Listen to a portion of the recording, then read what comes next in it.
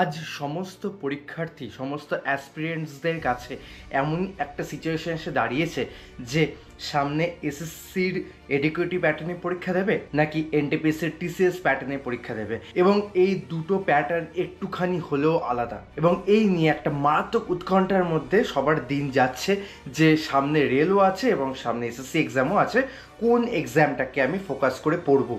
তো আজকে আমি ডিসকাস করবো এই এডিকুইটি এবং টিসিএস এর মধ্যে কোন এক্সামটা তোমাদের দেওয়াটা সুটেবল হবে এবং তার বিস্তারিত। So welcome to my channel, welcome to the aspirant Indra.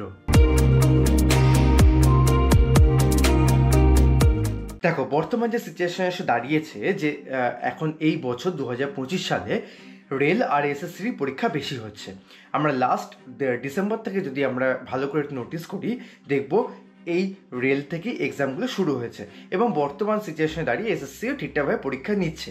কিন্তু প্রবলেমটা হয়ে দাঁড়িয়েছে যে এসএসসির এই রিসেন্ট টাইমে ভেন্ডার চেঞ্জ হওয়া, এই টিসিএস থেকে এডিকুইটিকে দেওয়া, যেই কারণের জন্য এসএসসি ফেস 13 হ্যাম্পার হচ্ছে, এসএসসি স্টেনোগ্রাফার পরীক্ষাটা হ্যাম্পার হয়েছে এবং তার জন্য প্রত্যেকটা জায়গায় সেন্টার পড়ছে ছেলেদের, বিশেষ করে তার বাইরের স্টেটে, এবং এমন একটা স্টেটে বা ডিস্টেন্সে পড়ছে যেখানে কখনো যাওয়াটা পসিবল হচ্ছে না। এবং তারপরে এডিকুইটি প্যাটার্নটা একটুখানি গেট আপ এবং ইন্টারফেস আলাদা। আর তার মধ্যে যদি এরকম মাউসের প্রবলেম হয়, কিবোর্ডের সমস্যা হয় এবং মনিটরের সমস্যা হয়, তাহলে তো আরও বেশি কারণ একটা হয়ে দাঁড়াচ্ছে। আর আমাদের যেহেতু রাজ্যের কোনো এক্সামের উপর এখন ভরসা নেই বা রাজ্যে কোনো এক্সাম ঠিকঠাকভাবে হচ্ছে না, সেই জন্য আমাদের এই সেন্ট্রালের পরীক্ষাগুলোকে ফোকাস করতে হচ্ছে।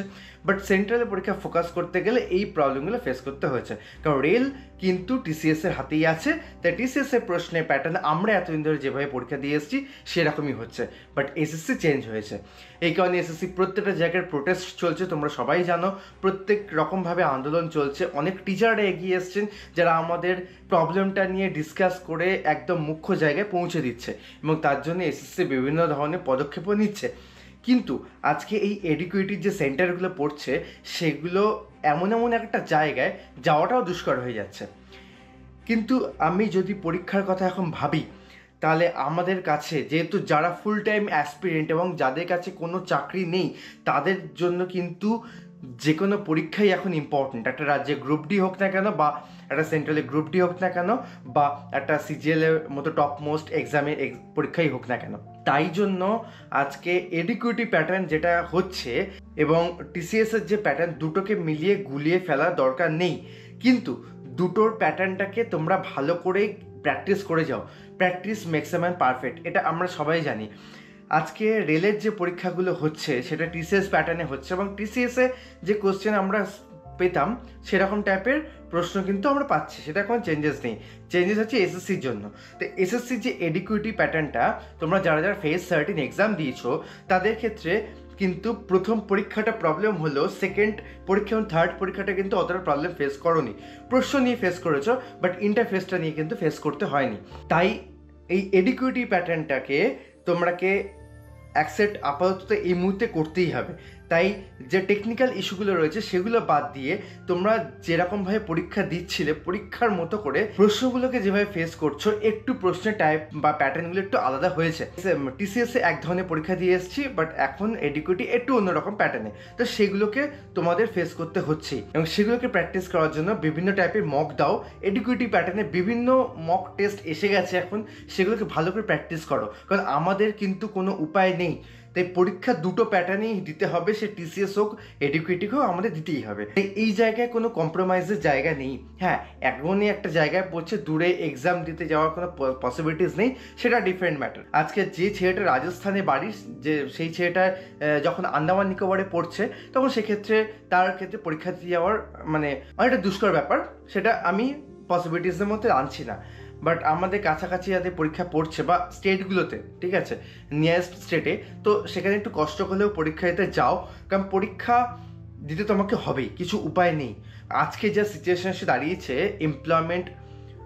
আনএমপ্লয়মেন্ট যে জায়গায় এসে ঠেকেছে, সুতরাং আমাদের পরীক্ষা দেওয়া ছাড়া আর কোনো উপায় নেই। তার জন্য আগামী দিনে সিজিএল আসছে, সিজিএলটা একটু হলেও কিছুদিন হলেও দেরি হয়েছে বা ডিলে হচ্ছে, বা ডিলে হোক, পরীক্ষা তো হবে, এই এডুকেটিভ প্যাটার্নেই হবে। তাই এডুকেটিভ প্যাটার্নটা ভালো করে অভ্যস্ত হয়ে যাও এবং টিসিএস প্যাটার্নটা প্র্যাকটিস রাখো, কারণ দুটোকেই তোমাকে নিয়ে সামঞ্জস্য বজায় রেখে চলতে হবে।